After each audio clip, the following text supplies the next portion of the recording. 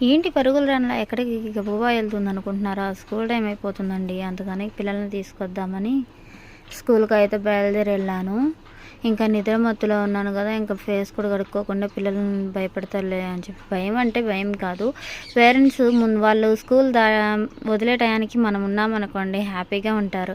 లేదంటే రాలేదని mood of అవుతారు. అందుకని గల్లీకెళ్ళేదానికల్లా స్కూల్ గల్లీకి ఇంకా ఎవ్వరు లేరు. వామ్మో! స్కూల్ వదిలేసి ఉంటారేమో అని హడావిడిగా పరుగు పరుగున ఎళ్ళాను. తీరా చూస్తే పేరెంట్స్ అంతా అక్కడే ఉన్నారు. ఇంకా స్కూల్ వదలలేదు. హమ్మయ్య! లక్కీగా ఇంకా వదలలేదులే అని చెప్పి లోపలికెళ్ళి ఎళ్ళానో లేదో పిల్లల్ని బయటకొచ్చారు. ఇంక పిల్లల్ని తీసుకొని వస్తున్నాను. ఇంకా పిల్లలేమో ఏంది పిల్లలు ఒంటరిగా ఉన్నారు. బ్యాగ్స్ చదువుకోవడానికి వెళ్తున్నారుగా అనుకుంటారా? ఆ బ్యాగ్స్ చూడండి గాడిదలాగా మోసుకురావడానికి నేనున్నాను గదా!